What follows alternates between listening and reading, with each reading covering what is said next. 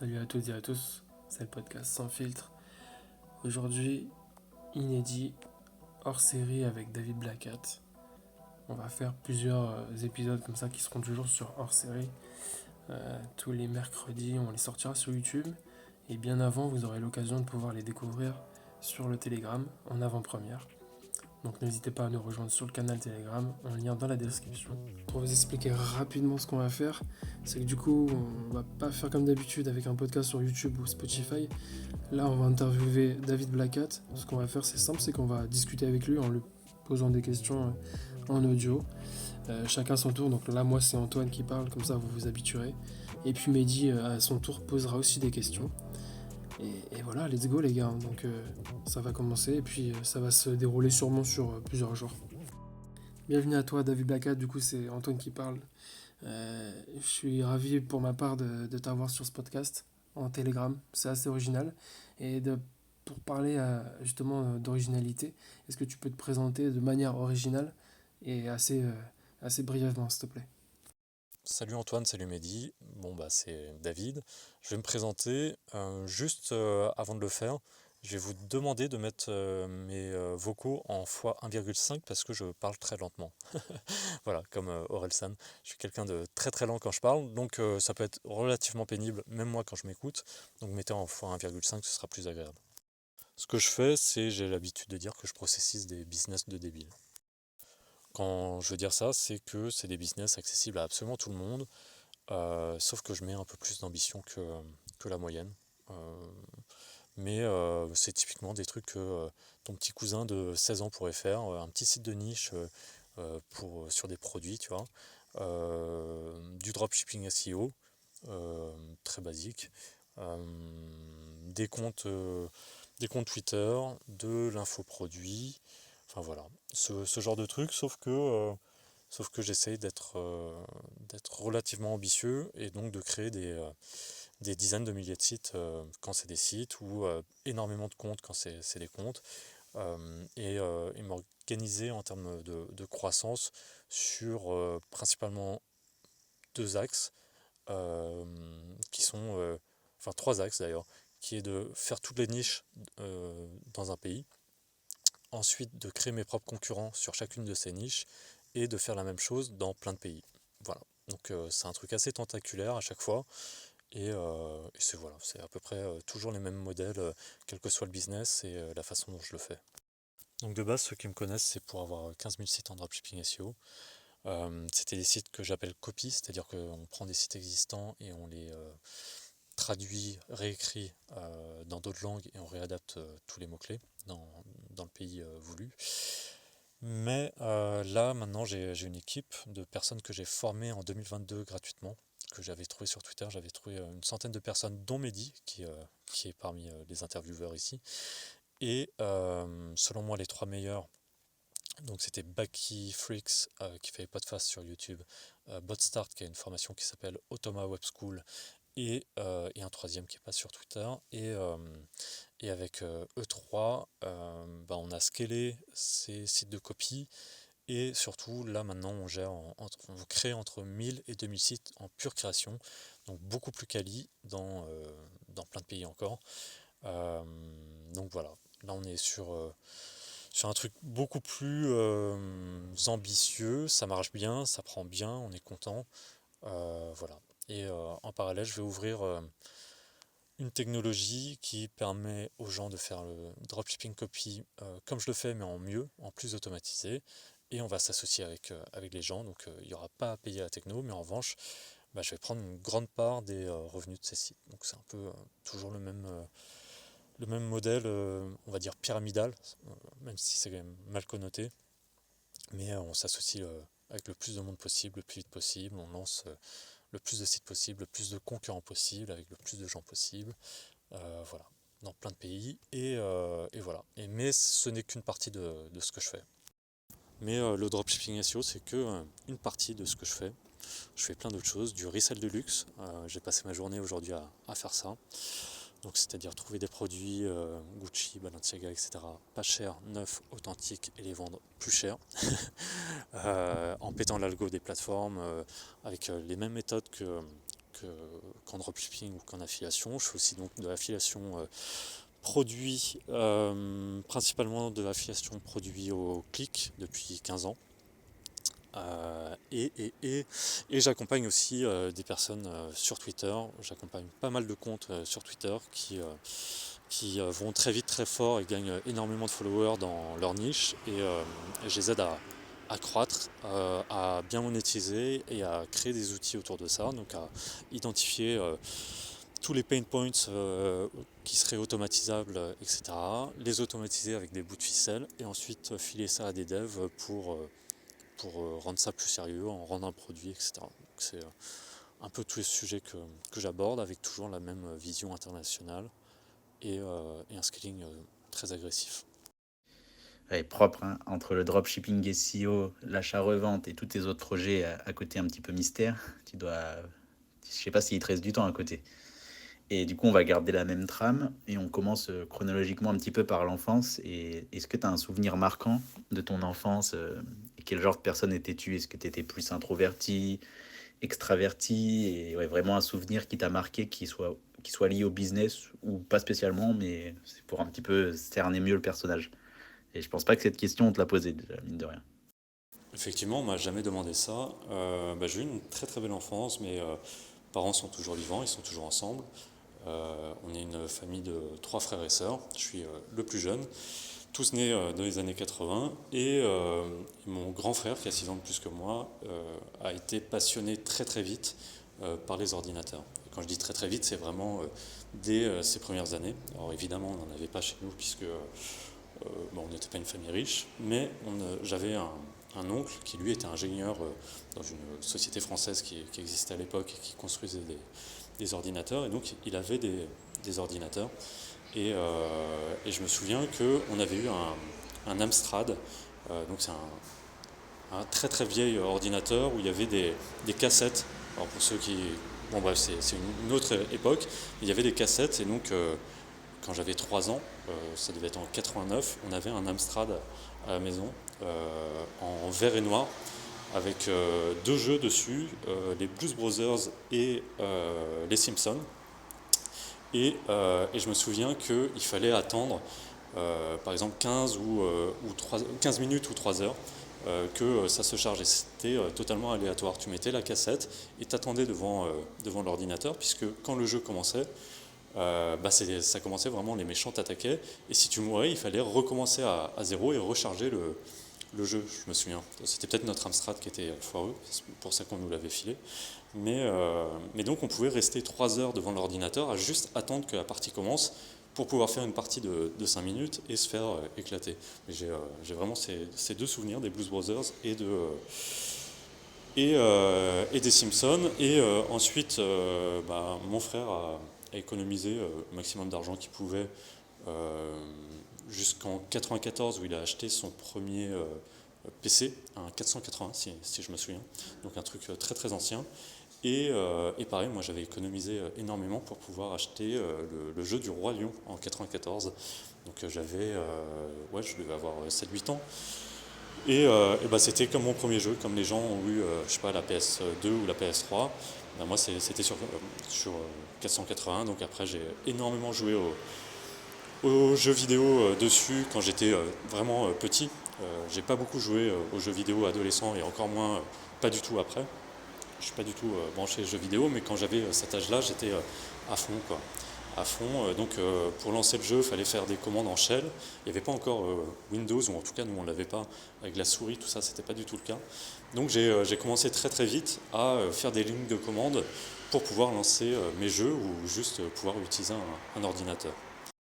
Mais sinon, j'ai eu aucune frustration au cours de ma vie, jusqu'à maintenant. Euh, Vraiment aucune. J'ai eu une famille très équilibrée. J'ai pas du tout été timide. J'ai pas eu du tout de manque affectif, que ce soit vis-à-vis des amis, de ma famille, des filles quand j'étais au collège, lycée, etc.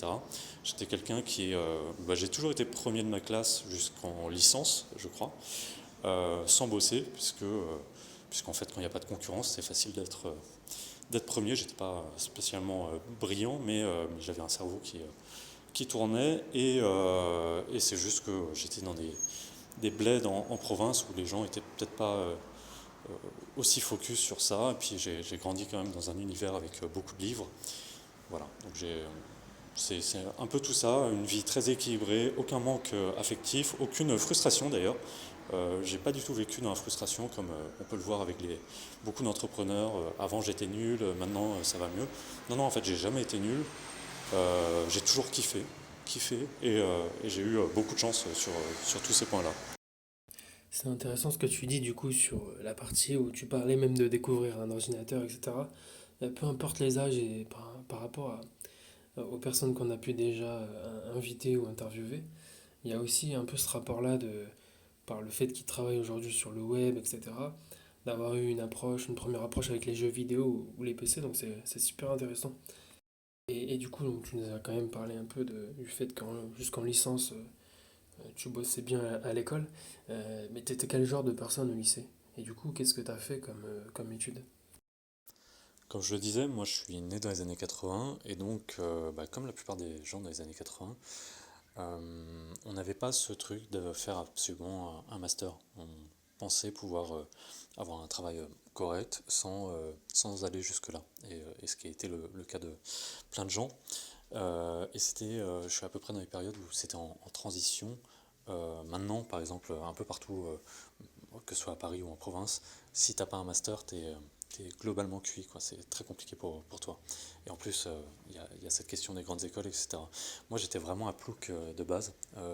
J'avais aucune connaissance des grandes écoles, aucune connaissance de tout ça. J'étais très bon élève, comme je le disais, et mes profs voulaient m'envoyer à Sciences Po. Sauf que moi, je voulais pas faire d'études payantes, et donc je voulais pas que mes parents déboursent le moindre euro pour mes études. Donc j'ai fait pendant 6 mois une fac d'histoire, au fin fond de la province aussi. J'ai été second de la promo parce que je lisais énormément de livres d'histoire, etc. Pareil, sans travailler. Et après, j'ai bifurqué vers un DUT commercial, quoi. Et une licence en e-commerce, mais bon, des trucs pareil, non. J'ai fait plein de villes. Chaque année, je changeais d'IUT ou de je sais pas quoi, là. Et c'était vraiment. Je me demandais ce que je foutais là parce que moi, j'avais l'ambition d'aller vivre à Londres, je sais pas, à New York, tout ça. J'avais un intérêt pour toutes ces grandes villes. Et je me retrouvais dans des patelins au fin fond de la Normandie, de la Loire-Atlantique, enfin des trucs. J'avais envie de me tirer une balle tellement ça m'emmerdait d'être dans des espèces de villages comme ça. Et donc je m'ennuyais énormément. En parallèle, je faisais plein de choses, plein de petits trucs pour gagner de l'argent. J'écrivais dans des magazines de rap, enfin plein de trucs. Je faisais des sites internet, enfin énormément de choses. Et ça, voilà, j'ai pas eu de frustration vis-à-vis des personnes, mais je me suis énormément ennuyé. Ça c'est vrai. Que ce soit au lycée, je me suis beaucoup ennuyé. Donc j'avais une bande de potes qui étaient souvent les derniers de la classe, etc. Vu que moi je travaillais pas du tout et j'avais pas besoin de travailler, j'avais le quotidien d'un jeune normal, c'est-à-dire les filles, le foot, c'est à peu près ça, quoi. Les filles, le foot, internet. Et sur mon temps libre, je lisais Marx, Debord, Antonin Artaud, Balzac, etc. Donc il y avait une espèce de dichotomie entre ce que j'aimais faire au quotidien, ce qui était quand même le foot principalement, faire du foot, être avec les copains, faire des petites bêtises, etc. Et en fait, quand j'étais dans ma bulle, c'était Internet, mais Internet euh, voilà, un peu technique, sans être non plus dans du code, etc. Mais de la bidouille et de la littérature assez poussée, de la philo, enfin des choses comme ça. C'est ça qui me boostait un peu, voilà, qui me stimulait intellectuellement. Donc c'était un peu ce truc, vraiment bas du front avec les gens que je fréquentais et, euh, et un peu plus, je sais pas comment dire, un peu plus intello quand j'étais dans ma bulle, quoi. Pour la petite histoire, j'ai fait ma licence dans un DUT au fin fond de la Normandie et j'ai fait un stage à Paris évidemment puisque moi ce qui m'intéressait c'était les grandes villes. Donc, et quand je dis grandes villes, c'est à minima Paris, quoi. Moi ce qui m'intéresse c'est Londres, New York, Shanghai, Sao Paulo, etc. J'ai toujours aimé les grandes villes. Je parle pas de Bordeaux, de Nantes, etc. Je parle de vraies mégalopoles. Et donc j'ai fait un stage à Paris qui s'est très bien passé sur un projet qui était à plusieurs millions et j'étais en charge de la gestion de projet. Ça s'est excellemment bien passé. J'ai eu 20 sur 20 à, à ma note de stage. C'était la première fois qu'ils mettaient ça dans cette IUT parce que j'avais drivé à moi tout seul un projet qui représentait des millions d'euros de financement, juste sans compter le chiffre d'affaires. Et en fait, c'était un projet très important pour. Enfin, en France, c'était les libraires indépendants qui se liguaient tous ensemble, donc des milliers de libraires indépendants qui se mettaient tous ensemble et qui voulaient créer une plateforme concurrente à Amazon et qui investissait massivement. Donc j'ai fait ça, ça s'est très très bien passé. Et, euh, et ensuite, il devait me recruter, mais il devait attendre 6 mois parce qu'il y a des questions politiques où en fait c'est une espèce d'association. Non, c'est un syndicat. C'est un syndicat et donc il y a des votes internes. Bon, bref, des trucs de politique interne. Et, euh, et donc ils attendaient la libération du financement pour pouvoir me recruter puisque j'étais celui qui avait géré le projet, qui avait fait des conférences, etc. En France pour les libraires. Et, euh, et au bout de 6 mois, problème, c'est que ceux qui étaient élus au moment où j'y étais n'ont pas été réélus. Et donc on m'a dit attends 6 mois. Donc j'avais un an comme ça où j'étais dans l'attente d'être embauché à la fin de ma licence e-commerce dans cette boîte. Et finalement, j'ai profité de cette année pour me former au PHP. Donc j'avais des petites notions en PHP, mais là j'ai pris des bouquins entiers et j'ai poncé du PHP de 7h du matin à 20h, 7 jours sur 7 pendant un an. Et au final, le projet ne s'est jamais lancé. Oui, il s'est lancé à moitié. J'ai plus trop le souvenir de comment il s'est lancé, mais il s'est lancé de manière foireuse et donc j'ai pas été recruté. Personne n'a été recruté d'ailleurs. Et là, je me suis retrouvé à chercher du travail. Et moi, dans ma tête, j'étais un crack, quoi. J'ai toujours été premier de mes classes, de mes promos, ou deuxième en histoire, mais sans bosser. Euh, mais en fait, j'avais pas conscience que j'étais premier de classe d'ahuri, quoi. Donc c'est facile. T'es dans une classe avec des singes, c'est facile d'être premier, quoi. Et donc moi, je me mettais sur un piédestal, et en plus, j'avais ce truc de 20 sur 20, gros projet, etc. Et donc j'ai commencé à chercher des jobs en tant que chef de projet, mais donc évidemment à Paris. Mais le marché à Paris était déjà drivé par des RH qui ne cherchaient que des masters, et en plus des masters de bonnes écoles. Et moi, j'avais aucune conscience de ce que c'est l'ESSEC, l'INSEC, tous ces trucs-là, je ne connaissais absolument rien.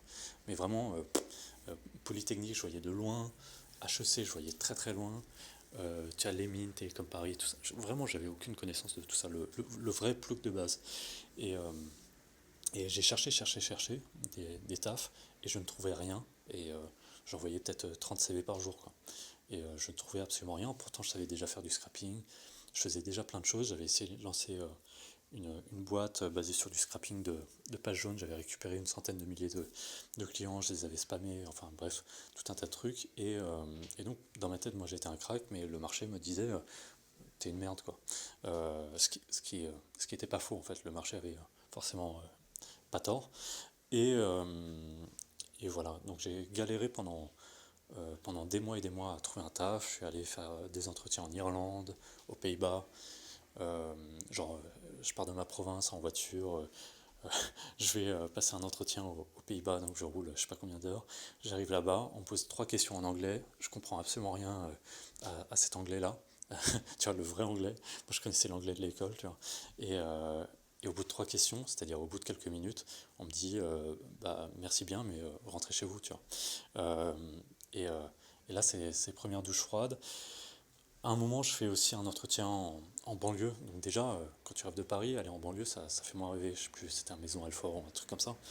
Et j'arrive là-bas, et pendant 1 heure, on me pose des questions. Ouais, le CPM, le CTR, que des acronymes, mais de A à Z, le ROI, machin. Je ne comprends pas un mot. Et c'était du chinois pour moi. Pourtant, dans ma tête, j'étais un crack, quoi. Et on me pose des questions comme ça. Et je n'ai jamais eu l'impression d'être aussi bête que ce jour-là. Je comprenais absolument rien à ce dont on me parlait, que en acronyme, euh, l'ERP, machin, que ça pendant tout un entretien. Et là, j'ai capté, ok, il se passe quelque chose et il y a un problème.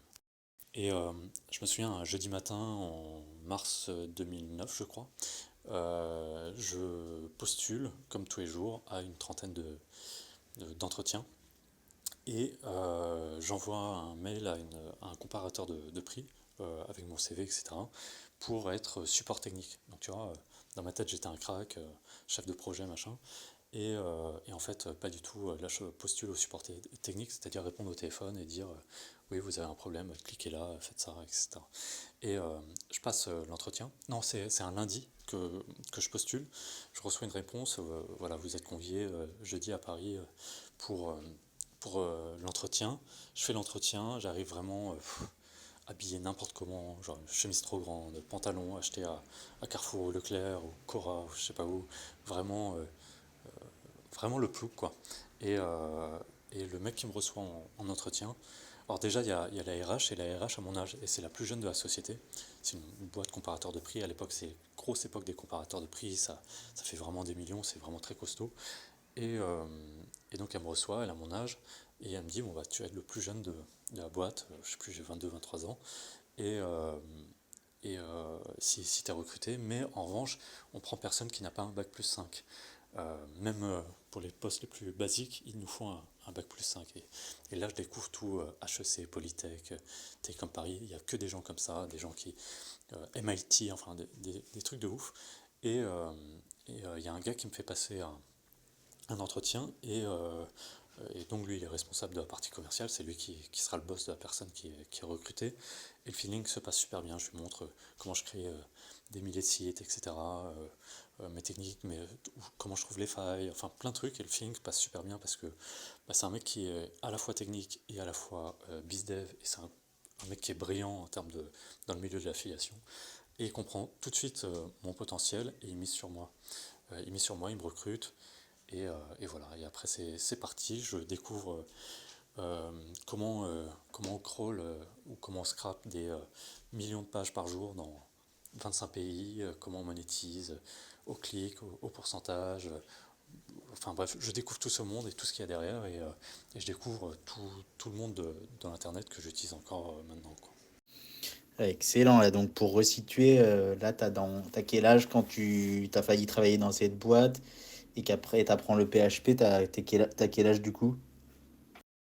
Et pareil, tu parles de rap, parce que moi et Antoine, ça nous parle vachement parce qu'on a fait des instrus on était beatmaker et on a fait pas mal d'instrus bon, pour des rappeurs. Et donc, t'écrivais dans des magazines, comment dire, des magazines physiques ou, bah, physiques, c'était des magazines, des vrais magazines ou c'était sur des, comment dire, des sites internet, des sites web? Ouais, j'ai 21 ans à l'époque où j'apprends le PHP et où je cherche du taf, quoi, grosso modo. C'était des magazines physiques créés par des mecs de province qui me rémunéraient, c'était pas des gros magazines. Et c'est notamment un magazine donc, qui est connu au bataillon, mais qui s'appelle Sans Concession, qui faisait aussi des DVD qui allaient avec le magazine. Et c'est le magazine qui a découvert Section d'Assaut. Je pense que si on tape encore YouTube Sans Concession, euh, Section d'Assaut, on peut trouver à l'époque où ils étaient, je sais pas combien, ils étaient peut-être 35 dans le groupe. Voilà, des trucs comme ça. Et j'ai écrit dans ce genre de magazine à l'époque. Alors c'était encore avant, je crois que c'était plus quand j'avais 18, 19 ans, 20 ans, autour de ces années-là, quoi. Toute mon adolescence et mon début d'âge adulte, j'ai été passionné par la musique afro-américaine. Je le suis toujours, c'est juste que j'écoute quasiment plus de musique. Et donc ça va de Bunk Johnson en 1920 à la Nouvelle-Orléans, qui est on va dire le début du jazz, qui était encore grosso modo de la fanfare, jusqu'au rap récent, tu vois.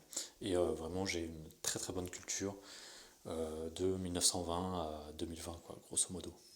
Donc ça inclut le jazz sous pas mal de formes, principalement quand même les années 60 avec Miles Davis, Coltrane, Mingus, Thelonious Monk, etc. Énormément de funk, de l'électro-funk aussi des débuts des années 80, Je suis très très bon en rap, c'est-à-dire que je peux te dire ce qui est sorti en 79, je peux te dire ce qui est sorti en 80, en 81, 82, 83. Je sais les différences entre ce qui existait en 82 et en 83, etc. Et même chose pour la soul, je peux te dire ce qui est sorti en 73, en 75, en 82, etc. En 96, pareil, bousillé de R&B, de New Jack. Bref, toute la culture afro-américaine, enfin ça, de manière très très large, je, je connais vraiment très très bien la musique, mais j'en écoute plus beaucoup. Et quand j'en écoute, c'est principalement de la soul, quoi. Ah, c'est intéressant ce que tu dis sur, particulièrement pour moi, pour ma part sur le rap, ça me tique un peu dans ma tête parce que je comprends tout à fait ce que tu dis, tu vois, genre je suis assez, j'ai une très grande passion pour le rap US et tout et j'estime être bien calé ouais dans la culture rap américain. Et c'est vrai que ouais, tu me donnes une date et tout, un titre, je te donne la date, etc. Ouais, complètement. Et ouais, c'est cool. Et d'ailleurs, moi qui te connaissais pas, je t'ai découvert par le biais de Mehdi. Et je comprends mieux aussi un peu ta culture par rapport à tes tweets que tu peux des fois de temps en temps balancer. Je trouve que c'est des belles punchlines en tout cas. Pour enchaîner, c'était quoi tes rêves? Parce que nous on aime bien poser cette question. Tu sais, des fois il y a ce truc-là un peu de une sorte de boule au ventre que tu as dans l'adolescence, dans tes 15, 16, 17 ans et que tu as envie un peu de changer le monde, de devenir vraiment quelqu'un ou pas du tout d'ailleurs. Voilà, si on aime toujours savoir un peu quelles ambitions tu avais et si tu avais vraiment des rêves qui ont aujourd'hui quelque chose à voir ou pas du tout. Ouais, mes refs, elles sont très très simples, hein. Jacques Vergès, Lumumba, Sankara, Lyra irlandaise, enfin voilà. Ce qui fait d'ailleurs que je me suis expatrié en Irlande en 2014, je crois, et que le premier jour où je suis arrivé, j'ai fait une manif pro-palestinienne avec Lyra irlandaise. Donc voilà, c'est à peu près les rêves, quoi. Et j'ai une petite histoire assez intéressante à ce propos, dont j'ai, je crois, jamais parlé sur les réseaux. C'est que, bon, quand j'ai pris mon premier job dont je parlais, je vivais à Sevran, parce que c'était un job payé pour ce qui valait, donc genre autour de 1004 net, sauf qu'à Paris on vit pas avec 1004 net, donc je travaillais dans le sentier, en plein Paris, là où il y a les restos, les bars after work, etc. Mais moi je prenais le RER B et je vivais à Sevran. Et donc je rentrais à Sevran avec mes potes de là-bas, qui sont d'ailleurs toujours mes amis actuels et les gens avec qui je travaille. Et, euh, et j'avais une passion, on va dire, qui était de collectionner les livres anciens. Donc les premières éditions je sais pas, d'un livre sorti au XVIIIe siècle, donc en 1700 et quelques, bah, j'avais trouvé l'édition originale dans la langue originale, et la même chose au XIXe, etc. Et généralement, j'offrais aux gens que j'appréciais des livres liés aux thématiques qui les intéressaient. Un jour, en 2012, je crois, je vois une interview sur le Nouvel Obs de This is a Pest qui parle de sa passion pour Tolstoï et du fait qu'il cherche deux livres, que c'est une quête pour lui de chercher ces deux livres, qu'il a essayé d'activer tous ses réseaux pour y accéder. Ce sont des livres qui sont parus évidemment au XIXe siècle, mais qui n'ont pas été réédités depuis. Il s'avère donc que c'est un sujet que je maîtrise à la perfection puisque c'est mon passe-temps, on va dire. Bon, j'ai plein d'autres passe-temps, mais j'ai notamment celui-là. Et résultat, je lui envoie un message parce que j'ai trouvé un exemplaire au Pérou en français. C'est l'édition originale mais en français. Et un livre peut-être en Italie, je me souviens plus bien. Au bout de deux-trois semaines, je vois qu'il a toujours pas acheté et que en fait ces livres c'est son rêve mais qu'il les a pas achetés parce que je sais pas, soit il y croit pas, enfin il y a un truc qui se passe et donc je lui renvoie un mail en disant mec pourquoi t'achètes pas quoi. Et vu que je suis pas du tout quelqu'un de type passif, bah, moi j'achète et après je lui envoie un mail avec la photo du livre en lui disant bah, voilà ce que tu cherches, vas-y on se capte et je te le donne quoi. Et on se voit à Gare de Lyon. Et je lui file ça, il me dit tiens combien tu veux d'argent, je peux te payer. Je crois qu'il voulait donner plus que ce que ça coûtait, etc. Je lui dis non non moi j'ai absolument pas besoin d'argent, pas du tout, je m'en fous en plus de l'argent. et je lui offre ça. Et après, on est devenus très bons potes pendant des années, et l'histoire que je veux te raconter commence maintenant. Il m'explique qu'il est passionné par l'histoire de Malcolm X, et que l'autobiographie de Malcolm X n'a jamais été publiée en intégralité en France. En gros, elle est sortie en 64 ou 65 aux États-Unis. Ça fait partie des 10 livres à lire d'après The Times dans sa vie. Et en France, en fait, ça a été sorti peu après la mort de Malcolm X, mais c'est sorti une fois et ça a été réédité, mais le même texte, à la sortie du film de Spike Lee. Et donc il se met en tête qu'il faut traduire ce livre et qu'il faut réussir à le publier en contactant les ayants droit, quoi. Et c'est comme ça que je me suis mis à traduire le livre. J'ai rassemblé une équipe, il a rassemblé une équipe aussi.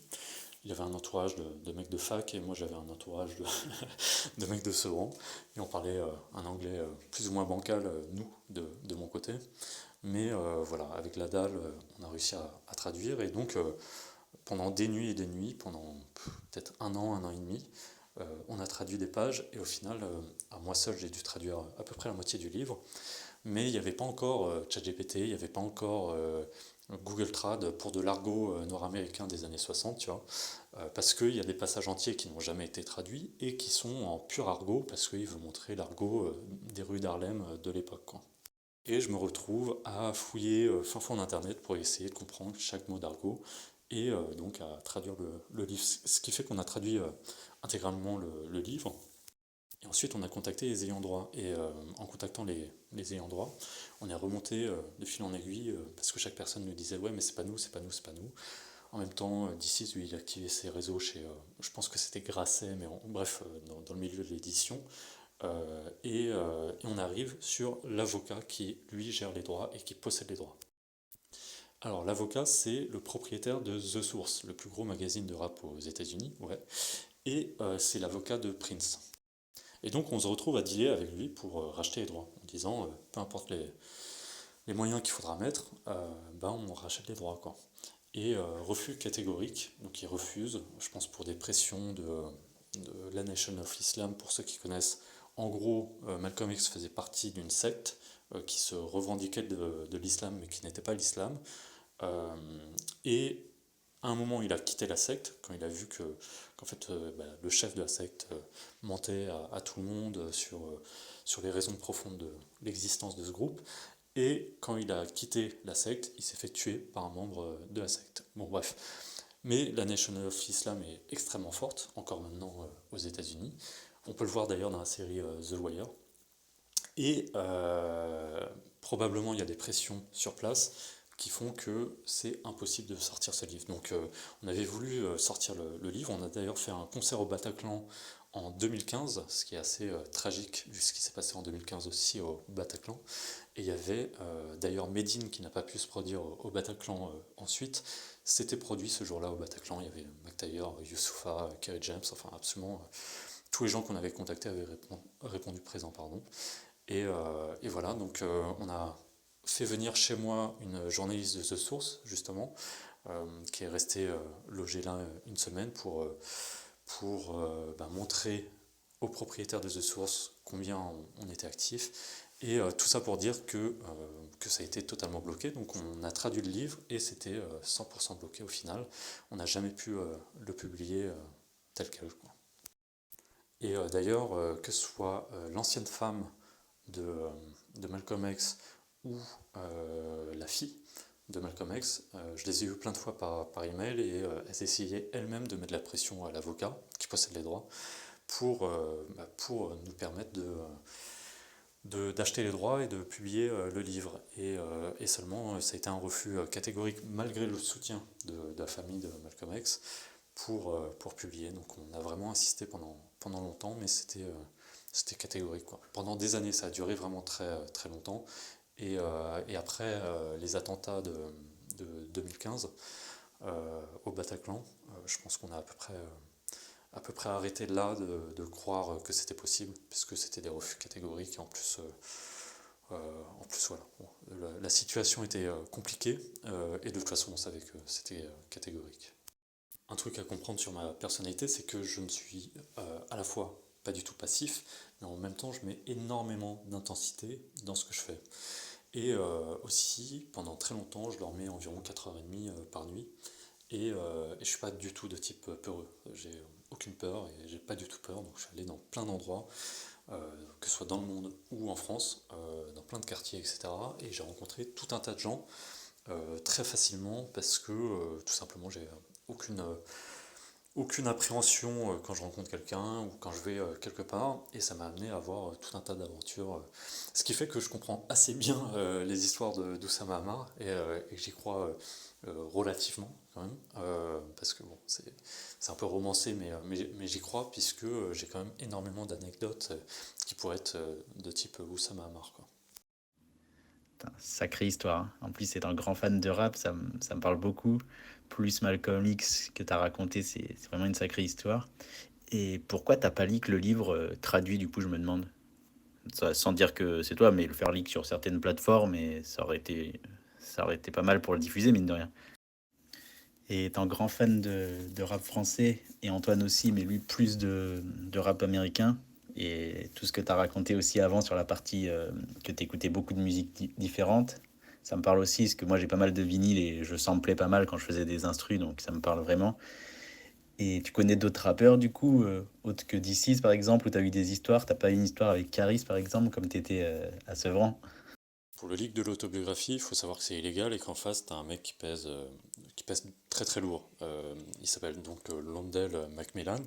Si tu regardes dans l'album, je sais plus comment il s'appelle, 444 ou un truc comme ça de Jay-Z, il y a un morceau où il parle de Londell Macmillan justement par rapport au fait que c'est l'ayant droit des droits de Prince et que bon, il n'a pas forcément, alors je prends des pincettes, on ne sait jamais où ça arrive, mais il n'a pas forcément respecté la parole de Prince qui avait été donnée pour Tidal. Bon bref, c'est un gros poisson et donc c'est un sujet qui avait été abordé. J'avais cherché à rencontrer des imprimeurs qui étaient OK pour le diffuser de manière clandestine. Puisque tu sais, normalement, chaque livre doit être numéroté, et puis chaque livre qui sort des imprimantes, on va dire, des imprimeries, sont numérotés. Et là, j'avais trouvé quelqu'un voilà, dans des milieux assez spécifiques, qui a l'habitude de diffuser des documents comme ça, clandestins. Et voilà, mais on n'a pas poussé le délire, parce que DC's voulait plus trop en entendre parler, je pense, de cette histoire. Et puis moi, c'était pas mon projet à la base, même si ça a duré des années. Voilà. Et sinon, pas d'histoire, je crois pas. J'ai bossé sur pas mal de trucs avec la graphiste de Booba, donc sur pas mal de projets liés à des projets de Booba. Lifetime Players, c'était une plateforme pour les agences. C'était une agence sportive, on va dire, où il gérait un peu comme ce qu'il a sur les talents, mais où il gérait des talents sportifs. Je crois qu'il avait voulu signer Doumbé à un moment. Mais non, non. J'ai fait des trucs comme ça, beaucoup avec la graphiste de Booba. J'ai passé pas mal de temps dans des maisons de disques aussi. euh, Quand en fait, j'étais prof entre guillemets, sur mon temps libre, dans des écoles, et notamment dans une école qui est une école pas connue du tout, qui était une école dans le luxe, et j'avais fait intervenir des personnes de maisons de disques, dont la personne qui s'occupe de toute la DA de Shai, de Pokora, etc. Sinon, à Sevran, j'ai croisé Dawala et son équipe, et donc ça m'avait amené à donner des conseils SEO dans les bureaux de Sony à un moment. J'étais allé, parce que Watibé faisait partie de Sony, était dans un étage là-bas, de Châteaudun, je crois. Voilà. Mais sinon, non, non, aucun rapport avec Caris. J'ai beaucoup de gens enfin, j'ai beaucoup de gens en commun, on va dire, que ce soit avec des gens qui ont été avec Caris à l'époque de Hors Noir, ou des gens en commun sans doute avec Fianso aussi, mais vraiment il y a longtemps, d'il y a 15 ans. Euh, des gens en commun avec 13 blocs, c'est sûr. Voilà. Mais sinon, je crois pas. Faudrait que je replonge dans mes pensées. Ah ouais, j'ai oublié l'anecdote quand j'étais prof dans cette école de luxe, mode, commerce, je sais pas comment on qualifiait. J'avais comme élève Lena Situation. Et d'ailleurs, c'est grâce à elle que mon compte été propulsé parce que moi, mon compte Twitter, c'était juste pour partager des trucs avec des potes sur, je sais pas, le scrapping, des trucs comme ça, ou juste parler avec eux, et des potes de Malte, etc. Et à un moment, j'ai décidé de former une centaine de personnes, dont Mehdi qui faisait partie de l'équipe, et donc j'ai fait un message où j'ai dit, bon, je cherche des gens que je vais former, qui eux-mêmes, à leur tour, vont former, et j'avais appelé ça les profs. Et, euh, et comme par hasard, quelques jours plus tard, je publie, là aussi sans trop réfléchir, une capture d'écran du fait que l'ENA Situation était systématiquement la meilleure lors des workshops que je faisais dans l'école. Et elle fait un RT cité en disant fou le mail d'un ancien prof, quoi. Et cette correspondance entre mon truc prof que je faisais avec vous, entre guillemets, et le message de Lena, ça a propulsé mon compte et j'ai gagné beaucoup de followers à ce moment-là. C'est un peu là où ça a lancé mon compte. Je cherche dans mes souvenirs, je dois avoir pas mal d'histoires aussi, sans doute, avec des rappeurs, des sportifs, sans doute, probablement. On était au mariage de la maman de Cédric Doumbé en 2014, parce que je connais bien sa famille aussi. Voilà. Mais sans doute plein d'histoires, sans doute. Faudrait que je recherche dans ma mémoire, mais voilà, j'ai beaucoup traîné dehors, euh, dans plein de milieux, et donc ouais, et j'ai vécu dans plusieurs pays, ce qui fait que je devrais avoir sans doute pas mal d'histoires, mais faudrait que je me replonge dans mes souvenirs. Après, j'ai pas mal fréquenté DC's de 2012 à 2015, pas mal été chez lui, etc. Et donc, il y avait, j'ai pas mal croisé euh, Mister V, Dinos à l'époque, Attic, qui d'autres. Donc il y avait Mister V, Hakim Jamili, enfin un peu toute cette équipe-là, quoi. Ah, et en 2012, je crois, j'ai créé une agence classique avec deux potes pour créer des sites internet, mais sauf eux, ils avaient un bon réseau, donc on vendait des WordPress très chers, quoi. C'était pas déconnant de vendre un WordPress assez basique, 60 000 euros. Donc j'ai été amené à travailler pour une académie de tennis qui était l'académie où s'entraînait Serena Williams. En fait, elle avait un entraîneur qui était français, qui était aussi à un moment son compagnon. Et donc, j'ai pas mal bossé avec, euh, avec cette académie où il y avait Serena Williams. Et j'ai une petite anecdote. Alors déjà, je bossais là-bas avec une personne qui est maintenant, de ce que j'ai compris, l'assistante personnelle d'Oussama Hamar. Mais c'est pas ça l'anecdote, c'est que en gros, j'étais pas très bon. On m'avait demandé de faire un espèce de formulaire interactif, et puis j'étais pas bon, et puis évidemment, on avait dit on sait faire. Puis j'avais sous-traité, ça s'était mal passé puisque j'avais sous-traité à des gens qui me facturaient mais qui n'y arrivaient pas. Donc, bon, bref, c'était un projet à perte. Mais c'était encore plus à perte pour le client qui lui dépensait de l'argent et puis plus ça allait, plus on disait faut continuer à payer, etc. Ça s'est très très mal passé. Et je crois que ça a été le dernier projet de mon agence parce que c'était vraiment foireux. Et, euh, et pour la petite histoire, c'est Serena Williams qui m'a dégagé et qui a mis un pote à elle, un Américain qui avait une agence, qui est le cousin de Damon Dash, je crois. Ouais, c'est ça, le cousin de Damon Dash qui a une agence web à New York, donc. Et elle m'a dégagé, et bien une raison, pour mettre son pote. Et à un moment, j'ai contacté justement par rapport à London Macmillan, l'avocat pour les droits de Malcolm X, j'ai contacté ce mec, le cousin de Damon Dash, pour activer aussi ses réseaux, etc. Et puis il m'avait un peu aidé, même si ça n'a pas pu faire aboutir le projet, mais tu vois, enfin, plein d'histoires. Faudrait vraiment que je cherche, mais j'ai vraiment pas mal d'histoires. Juste pour information, je crois que les notes vocales se sont envoyées légèrement dans le désordre. Ça peut arriver sur Telegram. Comme prévu, les gars. Bon, du coup, je suis un petit peu en avance, mais tant mieux. Merci pour ceux qui sont restés et qui ont rejoint les gars. Bon, du coup, je suis un petit peu en avance, mais tant mieux. Merci pour ceux qui sont restés et qui ont rejoint le groupe. Franchement, ça fait grave plaisir. On est quasiment 30 personnes. Incroyable. J'espère que vous kiffez déjà toutes les questions et les réponses de David. Du coup, à mon tour, je vais continuer à te poser des questions, David. Du coup, David, t'as parlé, juste déjà, entre parenthèses, je trouve ça assez incroyable, tout ce que tu viens de dire. Enfin bref, tu t'es fait un réseau tellement énorme. Et respect pour ça. Et ça fait plaisir d'échanger avec quelqu'un qui a une passion aussi pour tout ce domaine de la musique, même comme moi, je suis plus dans le kiff du rap américain et tout, comme il a dit Mehdi. Donc non, ça fait plaisir. Et du coup, ma question, ça va être, t'as parlé de plusieurs pays. Donc, première question, dans quel pays t'as vécu? Et après, à toi de choisir, est-ce que tu aurais des anecdotes justement à nous raconter sur tel ou tel pays dans lequel tu as pu vivre? Ouais, bah moi très simplement, je suis français, je suis né en France, j'ai grandi en France, j'ai vécu en Irlande pendant un an, je suis revenu en France, après je suis parti à Malte, euh, je suis parti à Malte, j'ai passé énormément de temps à Dubaï. Quand je veux dire énormément de temps, c'est, je pense que si on cumule, j'ai facile passé un an de ma vie, voire un an et demi à Dubaï. Euh, j'ai vécu en Italie, à Florence, avec ma femme, et là on vit à Barcelone. Après, je te cache pas que j'ai quand même beaucoup voyagé aussi, depuis longtemps en fait. Donc bah, Londres, c'est un peu une seconde maison. J'ai évidemment été New York, Vegas, Los Angeles.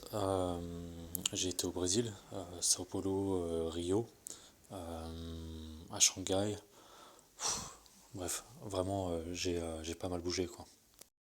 Et j'ai eu une boîte en Côte d'Ivoire pendant très longtemps. Et d'ailleurs, j'ai une petite anecdote à ce sujet. L'histoire, c'est que dans la première boîte, celle où j'ai fait du support technique, j'ai très vite gravi les échelons. Donc, je suis pas resté au support technique plus de 2 3 mois. Je suis passé à chef de projet junior. Après, on m'a mis en binôme avec un HEC. Et là, j'ai compris ce que c'était HEC. J'ai compris aussi, après, on m'a mis un Polytech au-dessus, un mec de centrale au-dessus, etc. Et j'ai vite compris où était ma place. Donc, ce que j'ai fait en n'étant pas trop con, c'est que j'ai repris mes études en cours du soir. Et j'ai été à Arts et Métiers, donc à Paris. Et c'est environ 300 euros et sur dossier évidemment. Et c'est des cours du soir sur un cursus. Alors moi j'avais déjà une licence donc c'était une école d'ingé, c'était en 4 ans. En 4 ans tu reprenais un cursus de 2 ans mais très haut niveau avec des profs de centrale, d'EPITA, etc. qui viennent là pour principalement aider des gens qui ont souvent moins de moyens mais qui sont méga déterminés dans un cursus assez haut de niveau quoi. Et à ce moment-là, donc j'ai continué à gravir les échelons parce que bah, je bossais. Et j'ai eu un stagiaire ivoirien, qui était lui dans une école d'ingé lambda à Paris. Et c'est devenu un pote. Et quelques années plus tard, il m'a dit, bon bah je rentre au pays. Euh, voilà, j'ai un bon poste au pays. Et là, j'ai commencé à réfléchir avec lui à une opportunité de créer une petite SS2I là-bas en recrutant des développeurs et on a commencé à chercher des écoles. Et il s'avère que selon moi, la meilleure école d'ingé en Afrique francophone et en Côte d'Ivoire, c'est l'école polytechnique, l'INPHB euh, de Yamoussoukro en Côte d'Ivoire. Et cette école en fait a un partenariat directement avec Polytechnique France et des échanges réguliers d'élèves. Donc ça veut dire que vraiment le niveau est similaire.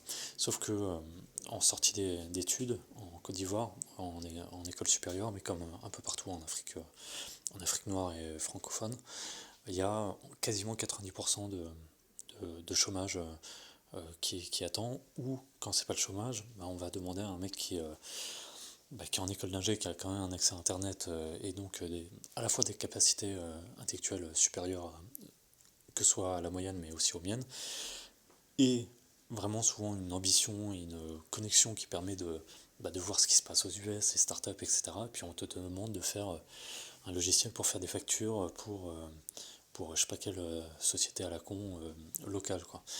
Donc ce qui vend pas du rêve.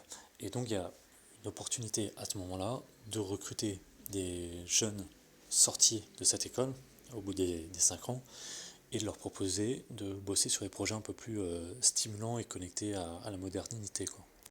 Donc on a tout simplement fait un partenariat avec l'INPHB, donc l'école polytechnique de Yamoussoukro, pour avoir en stage puis recrutait en fait en CDI ceux qui sortaient d'études, quoi. Donc stage de fin d'études qui amenait ensuite à un CDI. Et donc j'ai fait ça pendant des années, à perte. La petite histoire, c'est que je payais avec mon salaire perso les salaires, et que c'était des projets un peu qui moi me stimulaient, parce que j'avais envie de trucs qui stimulaient les gens. Donc je cherchais des projets qui étaient intéressants techniquement, mais sans forcément d'intérêt économique derrière. Ou alors vraiment des trucs qui étaient à l'équilibre, mais quand tu essayes de rester à l'équilibre, forcément tu as des moments où le projet est plus coûteux que nécessaire. Et donc je payais tout avec mon salaire perso, donc j'étais à zéro tous les mois, tu vois. Mais à zéro, genre sur le compte en banque. Bon, bref. Pour la petite histoire, j'ai commencé à gagner énormément il y a quoi? Il y a 6 ans, un truc comme ça. 6 7 ans, 7 ans peut-être. Ouais. Euh, et euh, j'ai bossé avec le développeur principal que j'avais dans mon équipe en Côte d'Ivoire.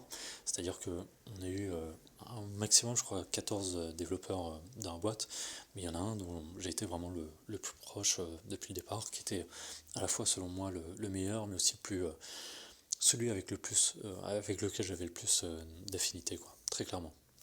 J'ai déjà raconté chez Asynchrone, donc on faisait de l'affiliation, on a fait un paquet de fric avec des associés anglais. Et bon, à un moment, il s'est passé des trucs dans ma vie qui ont amené mes associés à me dégager de ma propre boîte, parce que j'étais ultra minoritaire. J'avais 12,5%, c'était mon idée, mon développeur, ma technologie, enfin bref, tout un tas de trucs. Et ils ont été amenés à un moment à me dire, bon bah stop pour toi et un autre associé, et ils sont restés eux deux avec le développeur en Côte d'Ivoire. Et j'ai dit au développeur, il n'y a aucun souci, c'est le moment de faire du cash, donc vas-y, fais un maximum de cash, et voilà, aucun problème. Et pour la petite histoire, après ça, bon, le business s'est cassé la gueule, puisque sans moi c'était compliqué, mais ils arrivaient à se maintenir genre 10K par mois. Et donc lui a pu se payer depuis là, ça fait combien de temps? Ça fait genre 5 6 ans, un 10K par mois, quoi. Dans un village en Côte d'Ivoire. Et surtout, moi j'avais dealé déjà avant de partir le fait qu'il avait aucun besoin de travailler.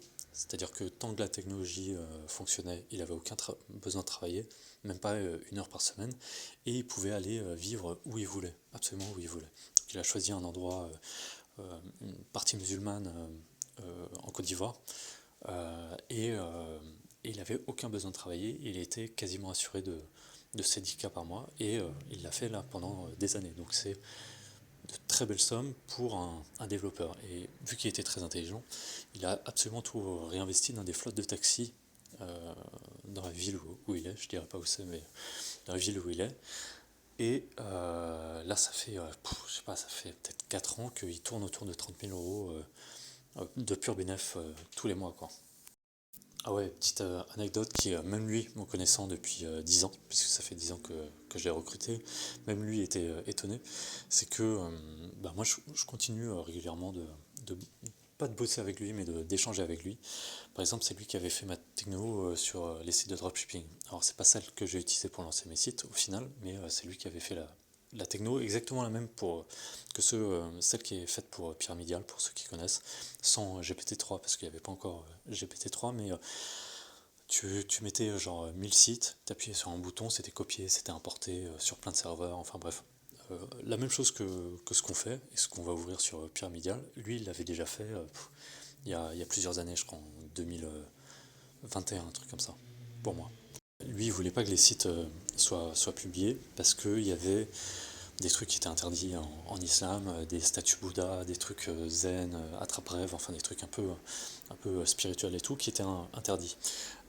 Et au-delà de ça, il était contre le dropshipping, pareil pour des raisons religieuses, et donc il a mis son veto sur l'utilisation de la technologie qu'il avait créée pendant des mois, et bah, j'ai respecté la parole, aucun problème, et je me suis débrouillé sans.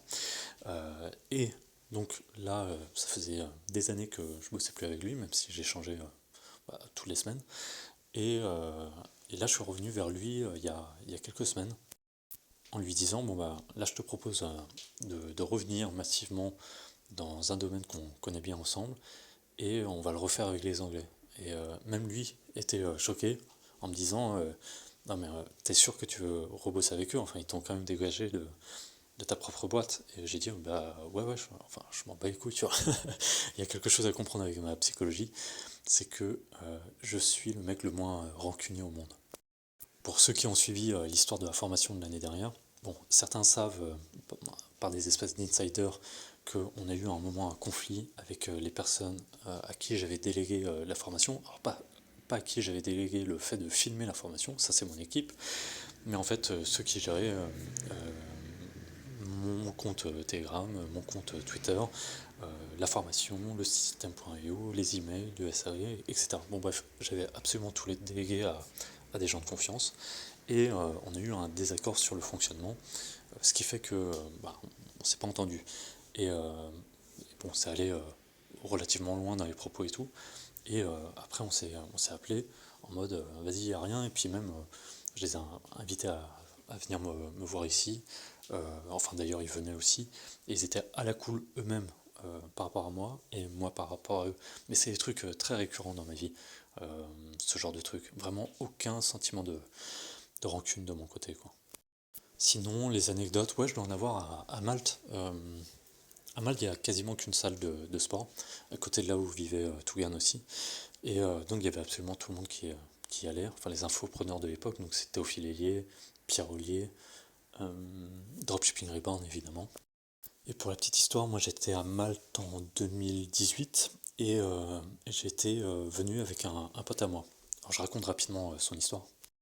Quand j'étais employé à Paris, j'avais un pote à moi qui était développeur et, euh, et qui avait, disons, quelques problèmes d'addiction assez violentes. Et en plus, bon, un petit problème, bref, un peu instable, tu vois. Et moi, un jour, j'ai eu la bonne idée de lui dire, bah, en fait, toi, ce qu'il te faut, c'est découvrir l'univers des strip clubs, que moi je connaissais très bien, tu vois. Très mauvaise idée. Bref, ça l'a amené à une ruine totale et à des gros problèmes financiers et en plus des gros problèmes dans sa vie de tous les jours. Ce qui fait qu'il est rentré dans une espèce de dépression où il payait plus son loyer. Donc, moi, c'est à peu près au moment où je commençais à faire vraiment massivement de la thune. Et j'ai dit aux Anglais, bon, ben, on va payer ce mec 30 000 euros ce mois-ci pour quasiment rien faire. En fait, j'ai créé une espèce de bulle où il avait quasiment rien à faire et on lui a envoyé 30 000 euros. Bon, bref, il a touché les 30 000 euros et je lui ai dit, bon, bah, viens à Malte avec moi. Et d'abord, il est venu à la maison parce que j'avais une villa à Malte, à Sainte-Juliane, pour ceux qui connaissent, qui est vraiment le truc des expats avec Sliema, la ville d'à côté. Et il est venu à la maison et après, il a pris un appart ultra luxueux à Sliema, justement. Et ce qui est marrant, c'est que moi j'allais tous les jours chez lui puisque je ne bossais pas. Je gagnais de l'argent de façon 100% automatique, et lui aussi d'ailleurs. Et donc j'avais pas allumé mon ordi pendant facile un an, quoi. Donc je venais chez lui, puis on allait à la salle de sport qui était à côté de chez lui, hein, celle dont je parlais tout à l'heure. Et on faisait absolument rien, on faisait à bouffer, puis on parlait, on racontait nos vies, on faisait des shakers de web, puis vraiment on foutait absolument rien de nos journées. On allait à la plage, on allait se baigner tranquille. Vraiment, on ne faisait rien. Mais j'étais tous les jours chez lui. Et sur son palier, à chaque fois que je venais chez lui, j'entendais un mec à travers la porte, parce qu'il y avait 2 appartes par étage, qui parlait de dropshipping, et un français. Et ça a duré peut-être pendant 4 mois, on entendait tourner des vidéos de dropshipping. Et on se disait, ah ouais, il y a un... Tu vois, on rigolait, tu vois. Ah ouais, il y a Yomi en fait à côté. Et quelques mois plus tard, mon pote était déjà parti. Je crois que moi j'étais en train de partir en Italie, il me semble. Et en fait, on découvre que celui qui était en train de faire tout ça, on l'avait jamais rencontré, il était jamais sorti de la pièce, enfin, on l'avait jamais vu. C'était Dropshipping Reborn qui a apporté le dropshipping SEO en France, quoi. Et qui a fait tous les sites que j'ai pu copier ensuite. Et c'est comme ça, moi, que je suis rentré en contact avec Romain, donc Dropshipping Reborn, en disant, mais mec, tu vis pas à telle adresse? Il m'a dit, wesh, comment tu sais? Je lui ai dit, mais parce que t'es le voisin de palier de mon pote, en fait. Et ensuite, je suis venu sur son Discord. Je connaissais pas du tout le dropshipping SEO, enfin, je m'en foutais, moi, j'étais vraiment dans l'affiliation. Et c'est là que j'ai rencontré Goku Dera, SEO sur Telegram, qui a une super formation, la meilleure formation d'ailleurs en dropshipping SEO, et, et qui avait genre 15 ans à l'époque, et on s'est retrouvés sur ce Discord, avec les mecs aussi avec qui j'ai fait le projet des 15 000 sites, etc. Voilà, mais petite anecdote, c'est tout ça a eu lieu uniquement parce que mon pote était son voisin de palier. Ça aurait pas été le cas, je me serais jamais intéressé au dropshipping SEO. Sinon, ouais, à Dubaï, j'aurais énormément d'anecdotes aussi. Je pense, j'en ai déjà raconté une sur un Allemand qui était très bon en copywriting et qui vendait une formation en Facebook Ads, un coaching en Facebook Ads aux courtiers de je sais plus quelle région en Allemagne où il y a beaucoup de courtiers, quoi. Courtiers et gestionnaires patrimoniaux. Et on s'est capté à la salle de sport, tu sais, dans les buildings, là-bas il y a des salles de sport, il y a les piscines, il y a les saunas, etc. Donc on se captait là-bas. Et je crois que c'était la première fois qu'il venait, donc moi, vu que j'avais pas grand-chose à foutre de ma vie, je lui faisais visiter la ville. Quoi. Je lui dis, bah tiens, viens, on va là, on va bouffer là et tout. En plus, j'ai du pognon, je t'invite. Et, euh, et c'est très marrant parce qu'il me dit, ouais, moi, je l'ai fait venir sur un groupe Facebook. Et ensuite, je fais genre 2 calls de 30 minutes groupés où je réponds à leurs questions. Et en fait, je leur facture l'entrée dans ce groupe Facebook à la tête, mais genre un high ticket. Je dis ok, très bien. Il me dit ouais, parfois je dis 3000, 6000 et tout. Et je me dis ouais, est-ce qu'il me mytho ou pas? Et un jour on est à la piscine dans le building et il me dit attends, regarde, lui je vais l'allumer. Et il est au téléphone comme ça, on est dans la piscine là, avec des gens et tout.